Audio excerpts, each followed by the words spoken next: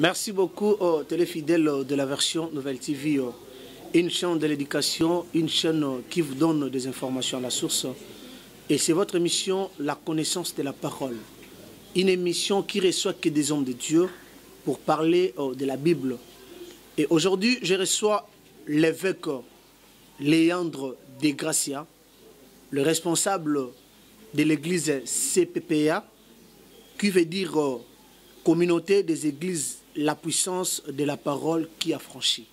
Et ensemble avec cet homme de Dieu, nous allons parler à l'arche idéale, ce qui concerne la Bible. Et surtout, il y a un événement qu'il est en train de préparer, de redécouvrir ensemble avec vous dans cette émission. Mais si je parle même langage avec mon réalisateur, Bob Kokissa, avec l'assistant du jour, Olivier Dera, balancez-nous un élément de la version Nouvelle TV, afin de recevoir cet homme de Dieu, l'évêque Léandre de Gracia. Let's go.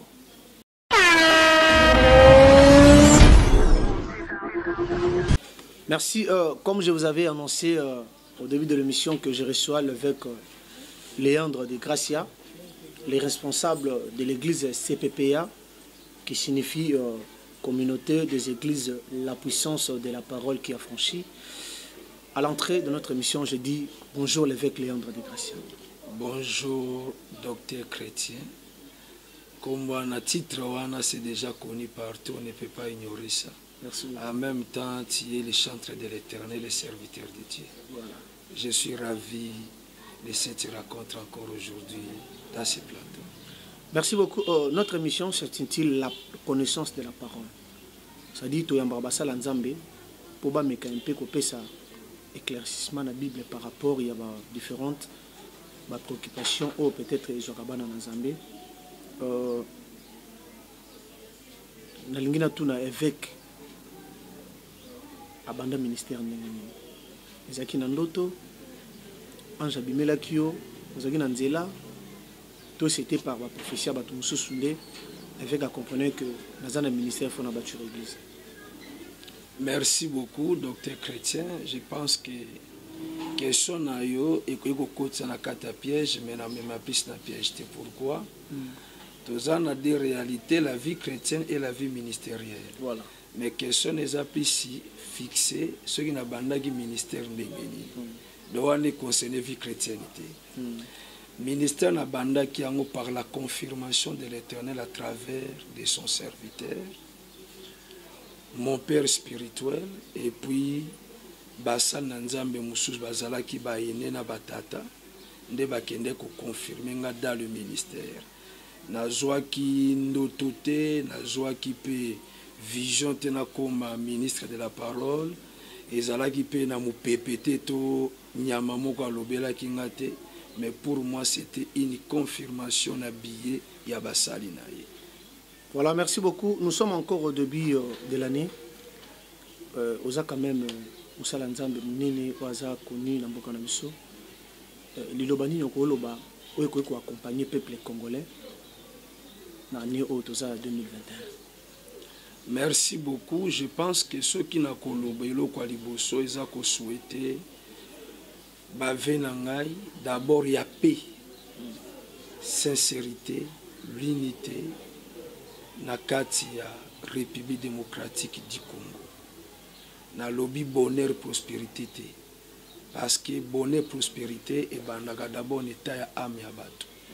Lokola ba âme na biso ezana nous bien préparé, nous ne pouvons pas commencer à souhaiter le bonheur. D'abord la paix, la sincérité. Oyo ezali soué na ngai pona tout le peuple congolais. Yami balé, je demande la maturité na classe ecclésiastique.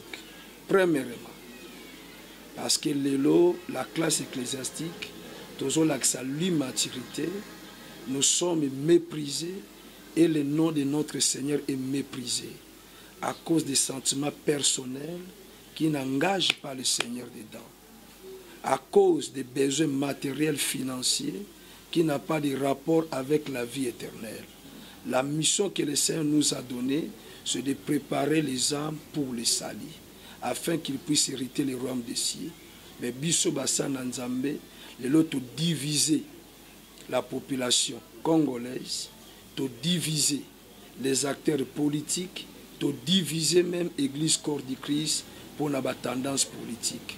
Un homme de Dieu a premièrement la vraie politique que Dieu lui a donnée et centralisée à la parole de Dieu pour la préparation du royaume des cieux. Tout ce que nous pouvons faire est à la bonne intérêt de Yeshua Massia. Mais non, n'a intérêt tribal, non, n'a intérêt à bas sentiment, à bas amitié, non à bas couleur politique. Oui, merci beaucoup. Makambolobi, révélez-moi question que je pose. Est-ce qu'un homme de Dieu peut faire la politique? On le dit quand il y a diviser les politiciens. Est-ce qu'un homme de Dieu peut faire la politique? Un homme de Dieu peut faire la politique, mais la politique passive, non la politique active. Quelle est la différence qu'ils disent entre passif et la politique passive, tout le monde le fait.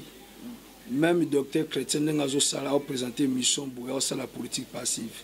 Parce qu'il a une politique liée dans le domaine de la communication. Moi, je fais la politique passive dans le domaine ecclésiastique. État ministre de la parole de Dieu. Mais nous avons la politique activité. Où on a le pouvoir avec les païens, où on a visé les chrétiens pour les chrétiens. Parce que dans la politique active, ils ont un sentiment où ils manifestent dans la vie à Moutou.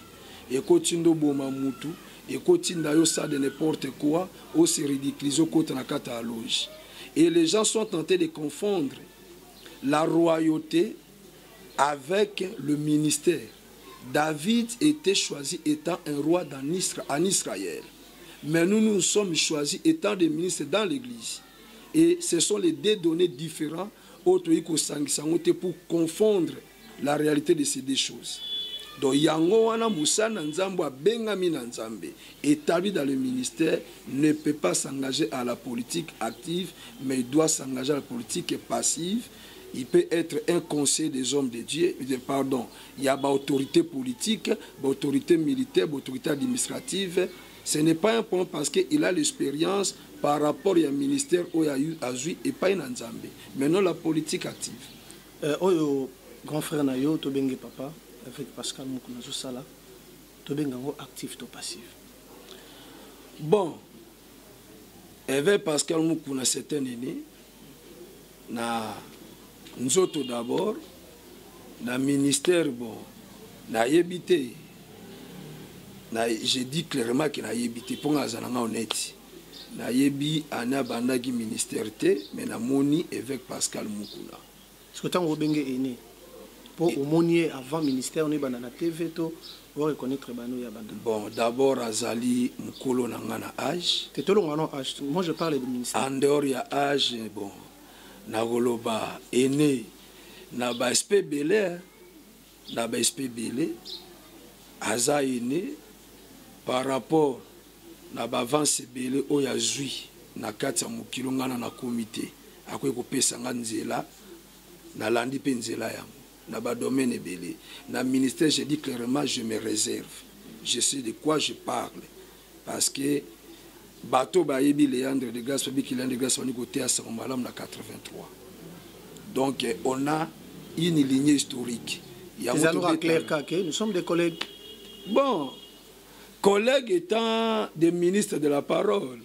Et puis, na reconnaître pe kaza ine na ngai na titre non, na titre aspiration il y a évêque. Apporta titre évêque liboso na ngai. Là je reconnais ça. On a reconnaître on apporta titre évêque liboso na. Mais na Moussa vous êtes des collègues. Na Moussa tous avons ba collègues wali kamba ko discuter ko tezate même na débat ko sala ngo. Et bon siko le prophète de la nation de Nilis. Vous avez un collègue tu yosa yani na ministère. C'est mon ami. Celui-là c'est mon ami.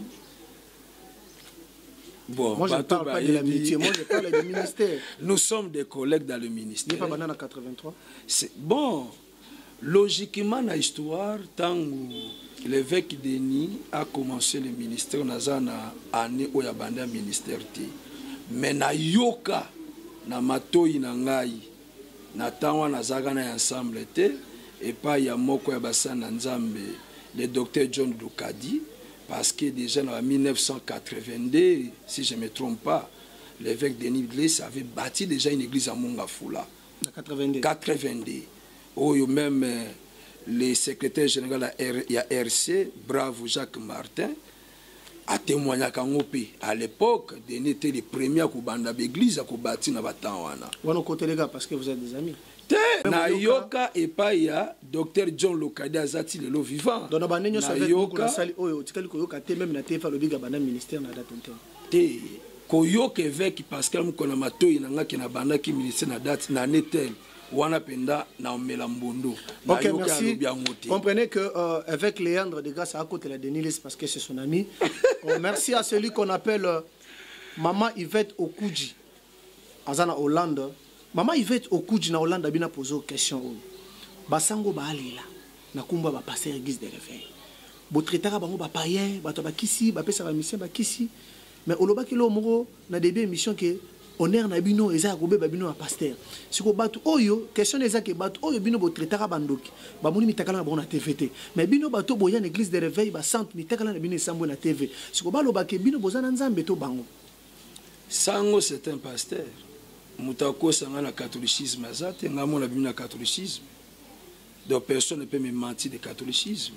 So balobi qui va bonne doctrine, moi parlons peut-être de la doctrine. Bon de la doctrine c'est tout à fait normal. Bon na doctrine bango biso to na doctrine na biso mais biso tout oza na kati ya christianisme.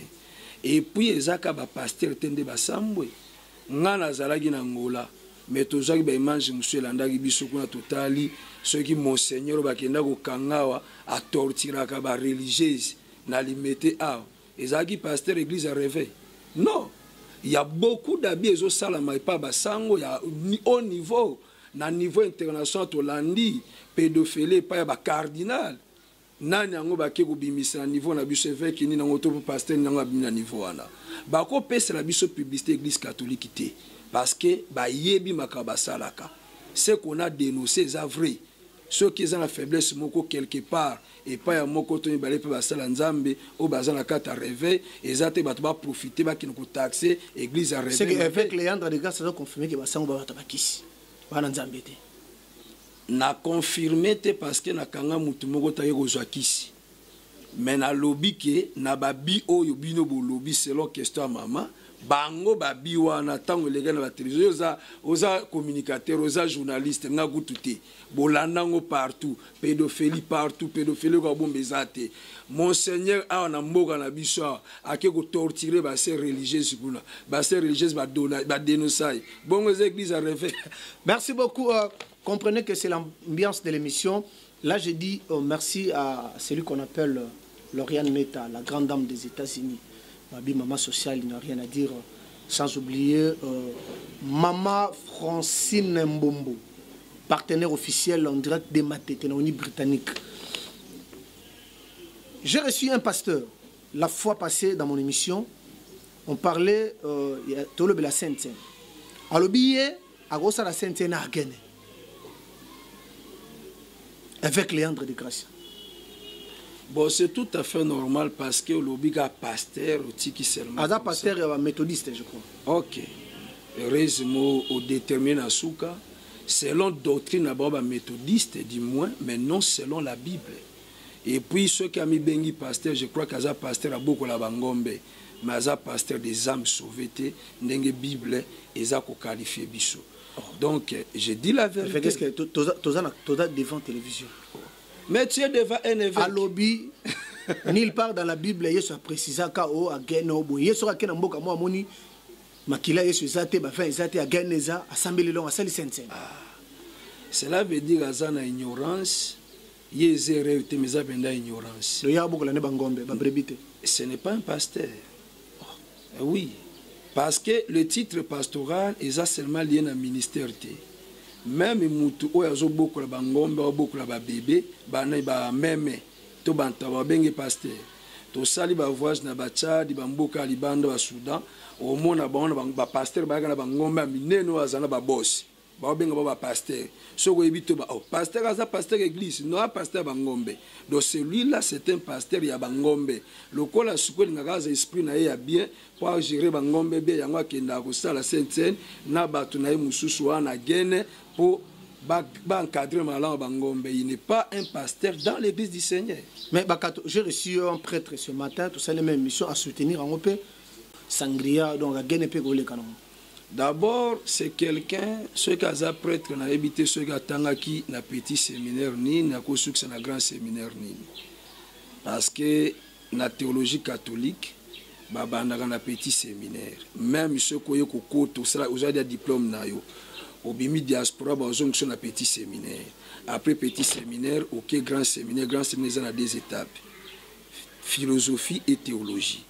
Alors, la théologie catholique, il y a un prêtre, soi-disant prêtre, la théologie catholique est enseignée. L'obé abandonné catholique, il y a famille na bango, il y a un qui peut expliquer ma cambouana. Mais je suis devant la télé. Comprenez que par rapport à l'institution, où il y a un article sur la carte de la Bible. La Bible dit clairement, na butuana azwaki le vin, balobi a genete, balobi bière mususute, il a pris le vin. Tu comprends? Mais pourquoi tu as déformé la parole de Dieu? Tu koti sango na biloko mususu oyo ezali conforme à l'ilobana nzambe. Ça, ce sont des aventures de badinage au tozo tele mengolo na quatre églises corps du Christ. L'église réveil était l'église en général. Parce que lorsque les pasteurs de réveil passent, au réveil l'obaki. Les pasteurs du réveil sont les pasteurs établis dans l'église corps du Christ en général. Lorsque nous prêchons la parole du Seigneur qui concerne les membres du corps du Christ en général. Merci beaucoup, Évêque Moukouna, c'est votre collègue, mais les qui a donné le ministère, mais collègue Évêque Moukouna. Nana Lobi Gazali qui a donné le ministère. Mais il y a 82 ou 83. Oh, Angaï. Ah, yo lobi donné ça en 82 ou 83. Ok. C'est Évêque Moukouna, collègue, mais donné le si à un ministère. Donné le si, Azami Nanga, à collègue Nanga. Mais le ministère. Na ministère Kobenga Yaya. Kobanda Moussala, c'est tout à fait normal parce que bâtir une église n'est pas le ministère. Un docteur chrétien, une personne peut bâtir une église, mais il n'a pas le ministère. Le ministère. Il a le ministère, pourquoi pas? Son exemple. Moi, je connais les gens. Nana Bana Moussous, à Kéa Fongo l'église. Mais Aza pasteur, Aza Nika Fraban l'église. Mais Nana Tini pasteur qui a dirigé l'église. Donc, bâtir une église, et l'obité que Ozali, ministre de la parole. Différence est à la Kawana. Merci. Question Anezali. Merci beaucoup à celui qu'on appelle 7 fois Inkartachi, Gestatu Fiambongo. Voilà. L'évêque Léandre de Grâce à Sawana. Merci beaucoup la grande dame de Paris, Bijou Foua Mateso. Bataille Mpandibou, président Kouchou sur el Kayab. Évêque Léandre de Grâce à collègue évêque Moukouna. Mais les qui a donné le ministère. De côté Siko na Sigé na Likambo. Naza na fiche de Vanga. Mais namoni te moko awa et tikinga mukeba lobi. Es-tu ministre de la parole? As-tu l'art ou est ton art? Expliquez bien son nom. Pensez ni les arts. Parce que l'émission s'intitule La connaissance de la parole. Merci beaucoup, docteur Chrétien. Nako sauté dans ndengwanate. Ba propos docteur Chrétien zako lobi zako engagé. Te ngaite? Olobi awake, olobi ozo reconnaître nazali leki évêque Denis Les na ministère. Et bimi na munoko na. Mais mutabandi na 82, na mutabandi na 83. Oh. Mais tout le monde a mutumso benga vieux, mais différence que ya mbula mo. Yango na lobi na oloba lokola technicien. Olobi que nazo reconnaître à l'époque. Oui. Mais avec mukuna na yebi. Na oyo na je parle bien na o na yoka. Na pesi kombo ya ba témoin. John Lokadi na munoko na ye. Na Jacques Martin Bravo baza vivant na nazalaki te bango babetelanga lisolo sope mutu abetelanga lisolo évêque Pascal Mukuna mais aloba oui na yokaka boye yo soki okotela makambo te konga na précise te onga na yokaki pour vérifier il faut demander John Lokadi mutu agenda kotémoin na monga fula na Jacques Martin à l'époque Jacques Martin Bravo azaka directeur ya société à transport dava kota makambo nzambe d'abord azana mbongo na ye ngape nazalaka na natana te mais nazana ba témoignage wana ya kolanga na kobenga vie ali aza vie na ngapo na kutia na groupe muyombe gauche mais c'est tout à fait normal yo benga ye vie po aza vie na yo po yebiki na âge a vie na yo na âge na musala pe yobita abandi ata bandi ina ne de mutu pesa la musala ko na ye te ona lobité Félix Azeko obi Félix Azeko nayebi très bien nga naza pasteur ignoraka bato te nayeba musicien profane oya kalawana na baba ya siko abimi en tout cas mingi nayebi te bina filo yebi quand même pour nzembo serment succès nga nazaki na Angola. Nangola album ne comité bonga nayebi ko album na Angola nazaki d'abord na temps liberté soko tuni ba pasteur Angola ba yebi so tout moment j'ai dispensé le faire azolela na ba émission nyoso que Psaume 150 et le but que pour tout ce qui respire l'eau l'éternel. Oui. Et pourquoi pas pasteur Robin que ça se fait dimanche te faire yemba na église avec Léandre de grâce à banzema nzambe. Bon so faire ayembela nzambe na roboya ayembela nzambe. Na kati église bakenda kanita pa modération ya ba cantique individuel. Akoleka lokola mundi minyo surtout ayembeli nzambe na qui va lui empêcher de chanter pour Dieu. OK, merci. As-tu ministre de la parole? As-tu de l'art? Ndenge moko pe bolimbisi docteur Chrétien pas un grand musicien na concert na pas Robin ça peut faire ba beti na concert pour la gloire de Dieu. Mais na mon ngoki ma question oza yo moko. As-tu ministre de la parole? As-tu de l'art ou est ton art? Ingelo banini. Merci beaucoup. C'est une question qui est posée précisément au ministre. Pour confirmer si réellement ils sont le ministre de la parole. La question est bien formulée. Es-tu ministre de la parole? As-tu l'art ou est ton art? Il n'y a pas un ministre établi dans l'église sans avoir la qualification de la parole. Tout celui qui est établi dans l'église étant ministre doit être qualifié par rapport à la parole. C'est bon. Oui, nazo pesa exemple. Na mboka na biso ezana ba jeune ministre o bazoya lelo pe bazobota lokola mayebo. Oyo ka le temps de la parole est passé. Maintenant c'est le temps de la prophétie. C'est le temps des miracles, c'est le temps des guérisons. Or, lui-même se qualifie prophète. Mais lorsqu'il déclare de sa propre bouche que le temps de la parole est passé, donc il ne comprend pas qu'il n'est pas un ministre. Parce que les apôtres ont précisé clairement, nous ne pouvons pas laisser le ministère de la parole pour s'attacher à la table.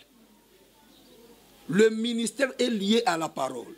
Il y a un autre question pour la conférence. Es-tu ministre de la parole? Si vous avez ministre de la parole, bah oui, je le suis. Alors si tu l'es, où est ton art? As-tu l'art? Où est ton art? Parce que le ministère n'y a surtout un art na on asima. Soko bengami loko l'apôtre, wapi art, il y a ministère apostolique. On ne reconnaît pas un apôtre par rapport de bâtir les églises. C'est l'ignorance. Oh, bazar apôtre pour bâtir l'église. Mais les alokuta.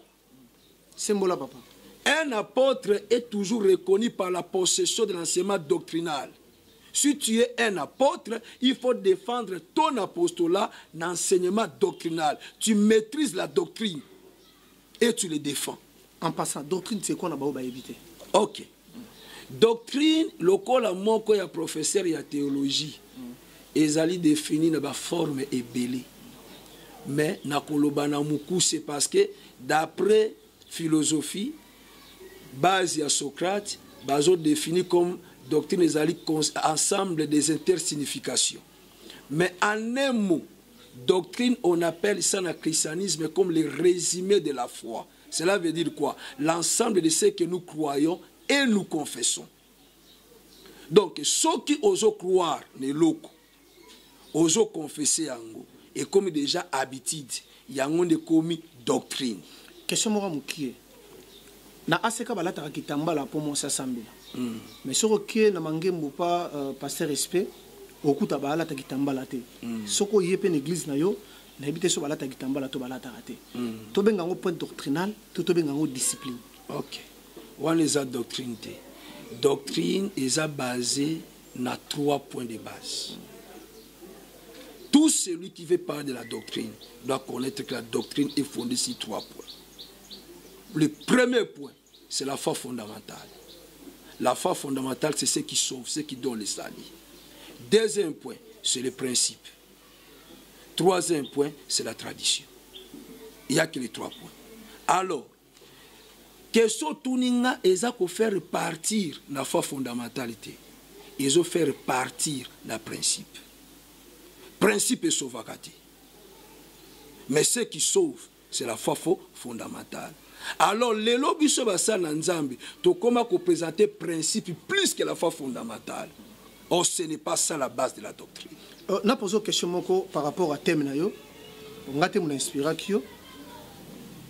Es-tu ministre de la parole? Nache avec Mukuna, Nache Léopold Mutomboa, Nache Sonika Futa Ao, Nache Deniles Ao, Nache Moïse Mbi Ao. Nabango nyoso natangi nani penatango tala ka ote au sentiment que oza ministre en parole. Bango tu natala ka bango tu nandima baba ministre de la parole. Po ba yebana ngondimi bango. Moïse ayebani kalate. Tayebana kinala banzemu te. Na ministère, na ba prison Moïse.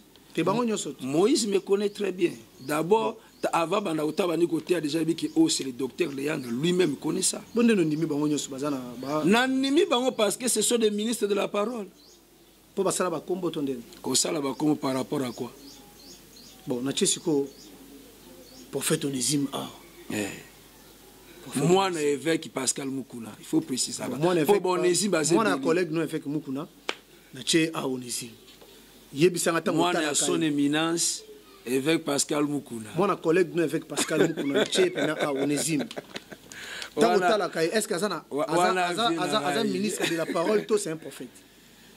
Bon, ceux qui ont le prophète, cela veut dire Azad est un ministre de la parole. Ceux qui t'attendent,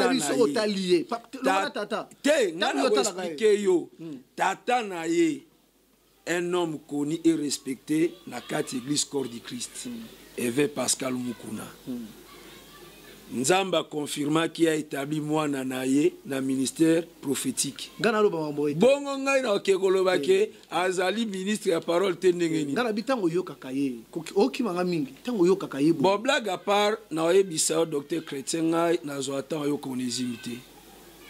Wana ebiso devant le Seigneur.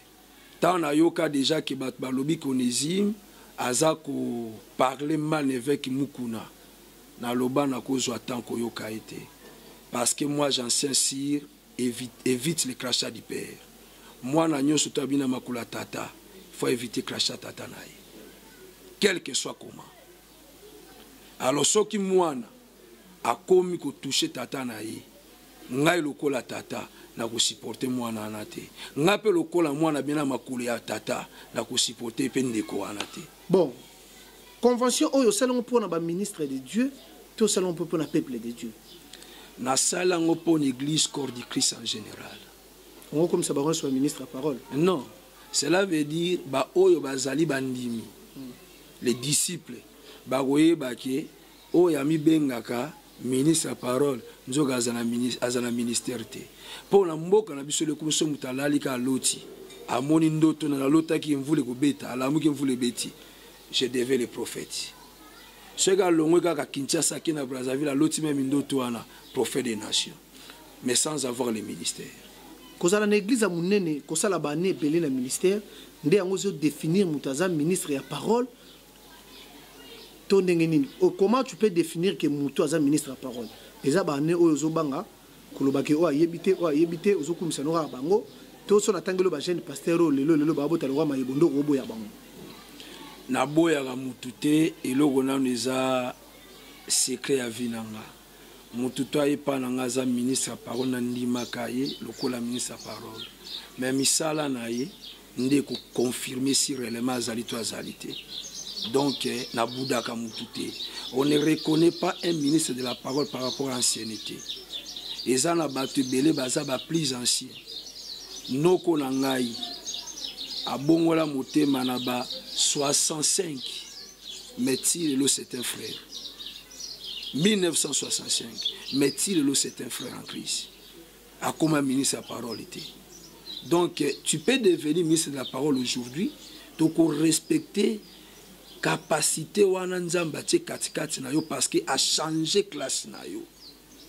Merci beaucoup. Bon comprendre que avec Léandre de Gracia a évité le problème. Azobanga koloba ke papa oyo ata ingiza munene mazana arte yazo kumisa bango kaka bon plusieurs makala peza pembe na ye comprenez to bâtir NRRC nouvelle église du réveil réforme au Congo. Yoza na ngambu ya Dodo Kamba toza na ngambu ya Sonika Futa. natikala jamais kozala membre RCP na kotikala ka jamais docteur na bi jamais kotikala kosala mokolo moko te. C'est que ozanga ma Dodo Kamba. Dodo Kamba, le prophète Dodo Kamba. Dodo Kamba ceux qui basali ceux qui azana ngambo za membre RCT na azana ngambo ndengeni. Nga nazana NRRC. Bino sur la plateforme là. Donc biso dans la plateforme, biso dans la confession religieuse. La NRRC.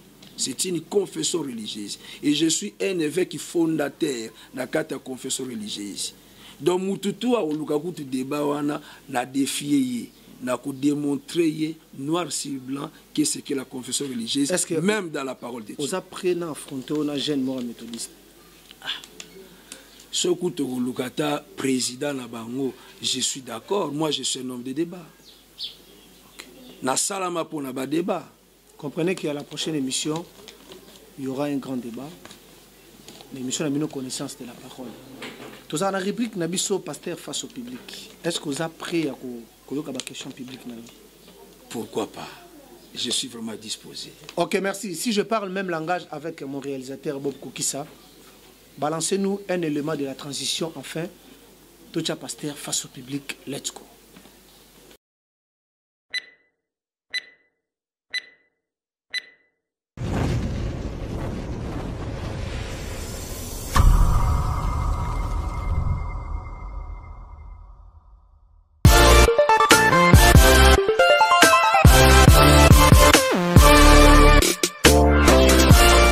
C'est Pélikozala pour nous moins deux petites questions. Je sais pas, première question papa nalingina tuna bino lelo vraiment question lokola pour la nini bino ba trouver un grand mouvement et ça rasoki biso to yo sala test tabozaki pa papa Patrice mukolo mo pe boazi bino pe boke pa wera na ndako na yeboke sambela kuna.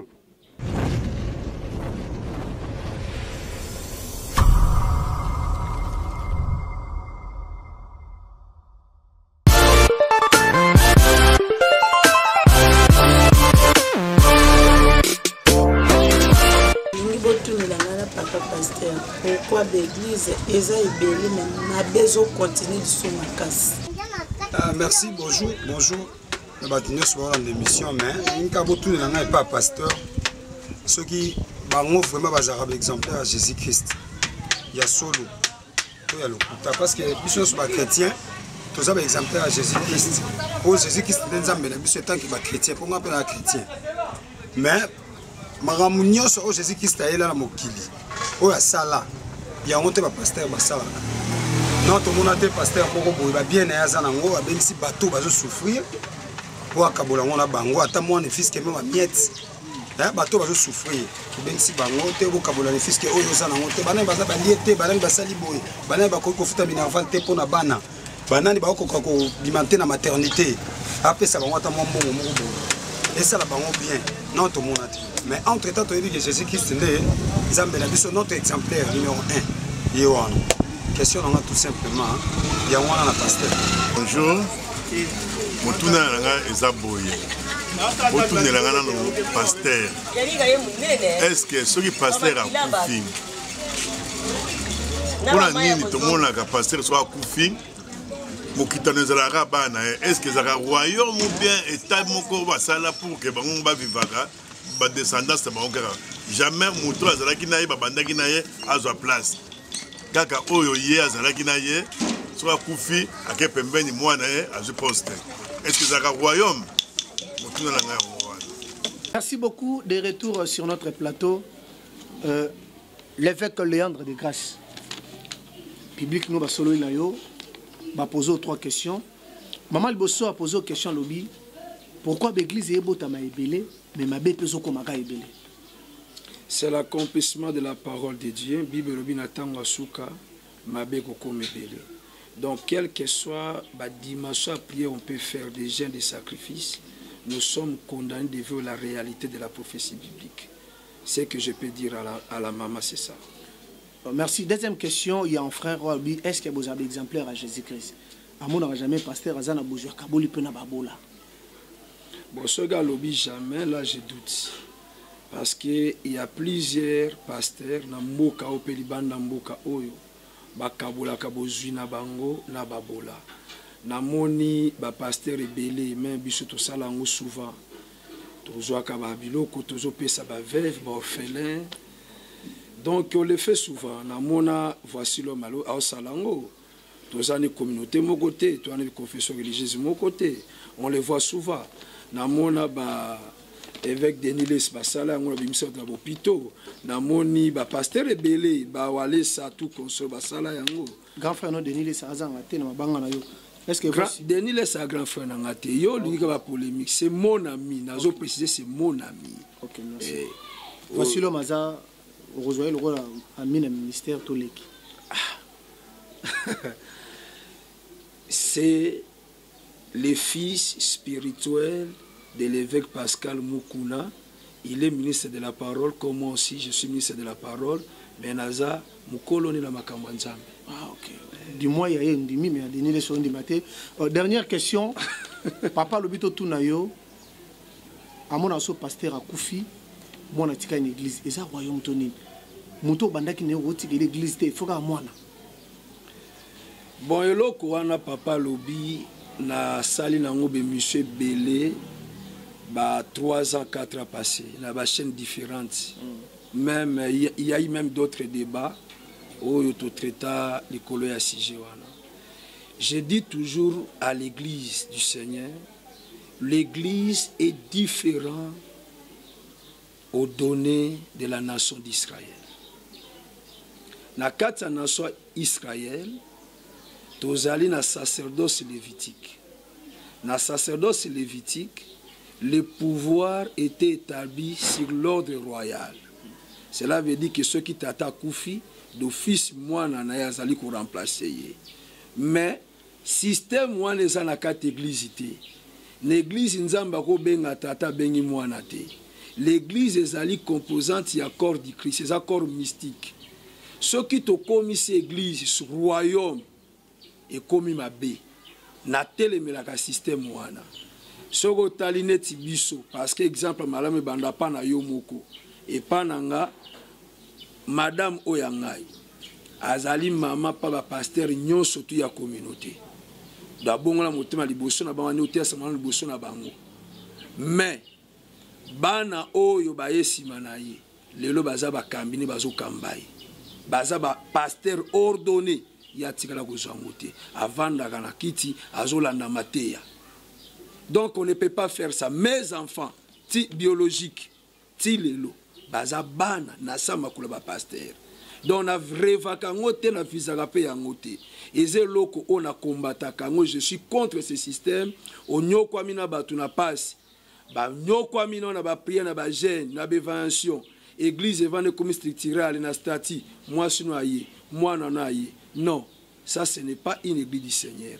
Ou une commis entreprise, to fondation à famille na yo. Je suis contre ce système. Merci beaucoup. Je suis contre ce système Bob Kokissa. Tel que vous le constatez, ma disciple il y a évêque Bazawa. Bonjour papa. Bonjour. Nabengo apôtre, nabengo évangéliste, nabengo diacre en église, nabengo nani. Yo mo se présenter. Je crois bien que ministère nangé zali ministère évangélique. Évangélique. Donc, je suis un évangéliste. Yo posa le ministère de la parole. Je le suis. Obenga fait que mukuna koko to obenga e ba kunu tuto papa leki. Ipai nangai épiscope mukuna ngana za koko.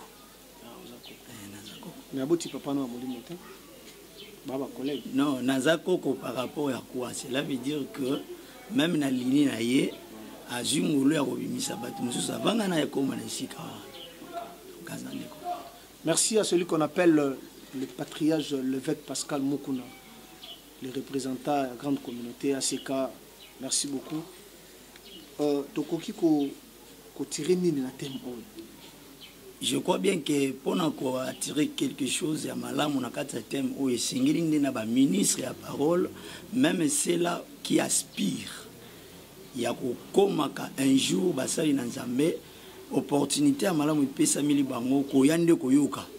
Parce que thème où ils affiché liboso na biso na mutu azali na sens moko ya koluka koyeba liloba nzambe to koyeba boyebi na kati ya mabomba ya nzambe akobenga mapo aya koyoka. Et à partir ya koyoka ndia kosusula malamu est-ce que azana voix to azana voix te. le gars la papa na bino za évêque yim ta na température royer baba ministre baza na parole d'office bino pe boza na ministère à parole ezali pona bongo te. Je crois bien que papa oti ko soulever pour moko ezali makasi mingi koleka ezana bato bele oyo bazo salela nzambe mais kati na bango baza ko vivre na kati ya ignorance et soki mutu na oyo tunami eza pona koluka ko tia mutu na esika na ye parce que omoni ndenge to na kati la nkolo donc bato la lolenge na lolenge baza peka na kati wana ndenge to ko mona baike bazo ko mibenga bazo mipesa ba qualification o bango moko balingi maintenant ko yoka peut-être mutu na muta ko yeba peut-être ko se situer place ni o yazaleli. Donc message oyo eza vraiment na grand intérêt pour de to yoka ngo pour mutu na muta se fixer na point na. Merci beaucoup. Merci l'homme de bonjour l'homme de Dieu. Bonjour. Papa m'a posé question. À le but au monde a soki papa Koufi. Moi na atikali. L'église a tenu ce qui est à royaume. Question ngeza vous. Est-ce que combo na yo ils ont une liste de l'osso pasteur à Zato Baro Kambapé église. Donc, le pasteur a Monica Nga qui n'est pas moi, ne m'aurais mis ça à Mamo à Jubor. Et vous avez bon côté, Moussala Nzambe, tant Nzambe Bengi Moussala, Bawazo Sana Bango, des Bay Oyo, Bako continuer à tailler à Zate, Bako continuer à Nzambe. Pour Nzambe, pour faire Nzambe aussi, c'était toujours Bako. Et ceux qui ban à Oya Boti, biologiquement, Bako mi ko remplacer. Au moment où le pasteur a moni peut idée nous remonter les mêlés au d'après suspension pas libérer le moins avant qu'elle bon pas il hôtel mais la moi bon nous sommes dans dépendre de la souveraineté nous avons mon atteint Dieu représenté par les hommes oui ceux qui ont bon suspension on dit ma suspension il y a besoin belé à ça la élection tondé élection nous avons ça l'élection depuis ah c'est que aibida mutarocha zabe moi yebi Nzamba zate évêque nde mutaza évêque Léandre de grâce nde mukolo église yenda yebi ke lelo sana kende na kocha ye na kotea na moni oyo azaka bien ke oyo papa nyonso aboti bana yebi ba capacité bana ye ndenge évêque azawana yebi ba capacité na biso ndenge tozali awa toza ba capacité ndenge moko te malgré tout ba ministre ya parole mais ba capacité za différence parce que nde ovin pena bande kono pena logiquement parlant na nde papa la mino pena pesi no connaissance on se sentira plus supérieur que Baninga. Bon, on se sentira. Baninga polémique. Baninga polémique. Pour ça, bah tu nous botter, puis na yo senti ba ngana frapper ba. Te tondi manande grâce. Te papa. Ok ma question pourquoi? Na ok ma te yo ndo ngo tsaka. Tu vas avoir pourcentage ndé monte. Yo ndo ngo tsaka kata débat. Te débat te ngana poser kaka. Na pena zo sema tondi manaka. Question ngaza kondimana te nde boza bino misato bo yo moyo na ngana l'équipe on te ande papa forma biso te na l'équipe mutu te biso toka dans le ministère merci beaucoup bonjour l'homme de Dieu boni kombo na kombo na ngeza pasteur Gédéon mais yo dis-moi ou le kino ba on te kolega bana non boza misato no bana papa bana papa ndio pena matière pena maîtriser bien par rapport à Baninga yedo mwana kata royaume mo baza diviser mais biso tanto yemba normalement na pas mise belé na yemba les problèmes c'est quoi te ngana bingai na le pas mise belé ya yemba voilà ce que ezali yo omoni pas kokisa so ba pesinga na to filmer voilà te bana italinga musika OK voilà ce que le bio mais pour ngai je crois que les inférieurs koleka bandego bali bosona baleki ngai wana uchula bango naturally bango et la façon ça uchula bato non mon frère j'espère que mon frère to belo moko papa a dit capacité à mona moko sima moko tabi ka balekinga et souvent na suki et c'est comme moko pas ko zapili ko wana kuti kama te likamba prédication likamba cause likamba foite papa c'est la tête qui fonctionne papa n'a pas bon tempo abibana nanga siko bo enseigner ba ministre ba opona na bino misa bon abinga na fandisco pour ba comprendre que na zo former pena ba ministre question na yo za nga moko ozo changer no ngande ba forme au pesa problème ezani bon ko qui c'est ce que na changer na changer yo na biso clair le père comme est un père a yebi capacité à mwana moko ça veut dire quoi et goza la ke na confiance na yote ya yebi que avant ngana ya na te ya na poser jalon nga mwana ko ya banda wako convaincre papa pasteur na thème eza mutuki ngai so na moi conférence mono aza makasi c'est comme si peu vous appelez na croisade na prière ndete na croisade na séminaire à pourquoi to mingi to ba croisade mono yo oyo le roi keboye on a moi faut utiliser na croisade c'est ça la capacité ezali kambu ya foi wana te ezali kambu ya perfectif ya mutu ndenge azomona par rapport ya formation na pesi bana. Merci téléfidèle de la version Nouvelle TV comprendre les gars qui ba banga na mais tozonga la rata na bon ko kisa tozonga la rata tapo makambo nous approchons vers la fin le fait que Léandre de Gracia mais là-bas nous misa tu ando tala ba mo pena bon ebi ke ba boza le bele de pena conférence ezo banda c'est mercredi non jeudi et banda jeudi olobi tenga na banda ngote na bana misato na pona moko opona nani oyo yebi benagi oyo a défendre ngai bon na bana nganyo surtout en général tena ba misato bazana émission pona ba obaza misato na bi capacité moko na moko nde bazaleli wa yana bi opona nani c'est opona nani na opona bango nyonso tous les jours différents parce que na kati ya grand sujet il y a toujours des sous-sujets. Alors ba kongo surtout misato baza capable d'affronter les grands sujets. Ozobanga ko leser ba misu soponi auto. Non, je connais leur capacité et ça pour la première fois té na zo ba invitation belo na zala empêcher na tinda bango ba kenda ba teya na ba pasteur ba yama bino évêque to monika ka yo mobimba kati bana. Merci beaucoup. Comprenez que papa nous sommes côté la bana mais nous sommes arrivés vers la fin. Message à Souka paie-moi numéro de contact na bato ba Holanda yo ba kolinga ba bengo ba participer na conférence. Merci beaucoup ceux qui to koloba na bande konyo surtout bozo occasion kolanda biso partout au bozali tolingi ko yebisa bino tout simplement tozo banda conférence une grande conférence depuis na zongi na kati ya mboka ezo banda jeudi oyo le 14 tozo clôturango le 16. Particularité à la conférence na biso to sala ba conférence débat. Donc Moussa na Nzambe nyo surtout aux invités, moi na Nzambe nyo surtout aux invités. Oyo qui exposé si manango aux libre à poser ba question nyo surtout concernant l'exposé oyoki. Peut ko répondre yo par rapport à liloba na Nzambe. Nous savons que la grâce se complète. Ndambo yonga na yebi yoko zana posa nango o ngape na yebi te tango yoko ya na débat wana na kozana posa na kosunga pe lobi lisusu na kata musa tozo sala Nzambe ya mibale na zosenga na classe politique congolaise botika ba aventure bozo sala RDC eza mabelo Nzambe apesi biso toko linga ba comérage bozo sala te bino nyonso bacteur politique na longoli mututi mboka oyo ba mabolongo na biso efukama pona yango. Docteur Chrétien, quand je parle na douleur na motema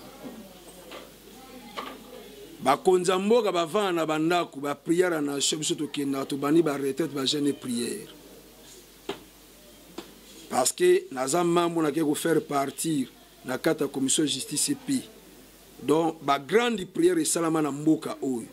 Na travail na katpe na travail na bureau technique à liturgie.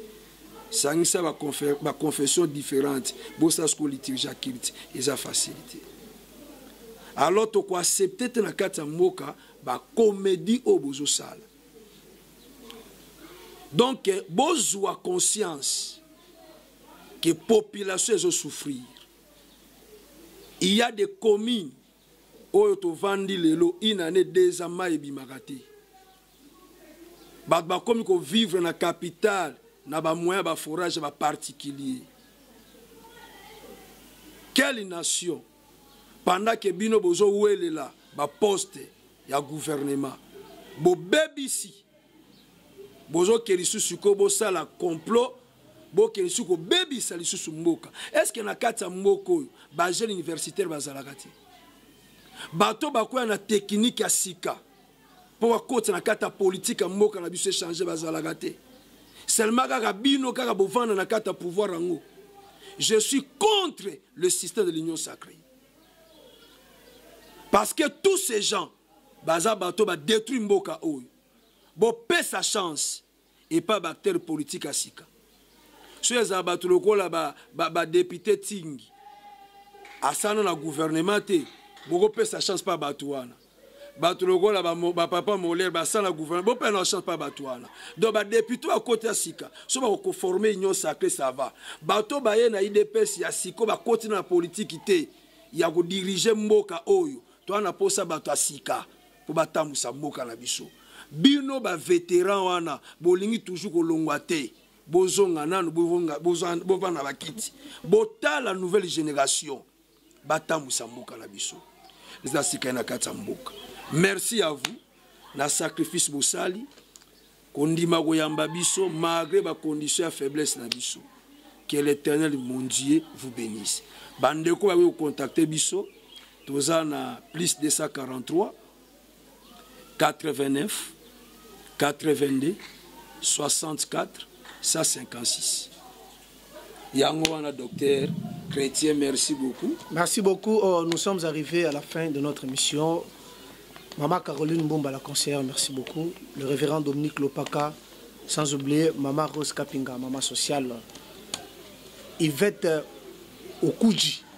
Merci à toi aussi depuis Hollande, sans oublier Lauriane Meta, la grande dame de Paris, et la grande dame des États-Unis, Lauriane Meta. Merci à celui qui était derrière la caméra, Mobala Mandefou, Bob Kokissa. Bob Kokissa, merci pour le travail, sans oublier l'assistant du jour, Olivier Dera, le plus présent, le plus rapide, sans oublier Mwanantsuka, Yetobenga Kae, Odia, Clarkisso, Babi Mwanantsuka, Yena Mpepene Sika, version Nouvelle TV. Pour te citer, tu as communiqué à tous les abonnés à Version Nouvelle TV. Tu as déjà une maison et production. Tu as posé la clip, l'album, tu as la mission profane, tu as la mission chrétienne. Je disais que dans la Version Nouvelle TV, tu as une maison et production. Tu as musicien chrétien, mission profane. Tu as la clip, Yaka, contactez le numéro en bas de l'écran. Tu as un mariage, conférence, convention. On est là pour nous couvrir l'événement. Quant à nous, avec l'évêque Léandre de Gracia, merci pour accepter l'invitation à Version Nouvelle TV. Je vous en prie. Quant à nous, nous vous disons au revoir et à la prochaine numéro. Ciao.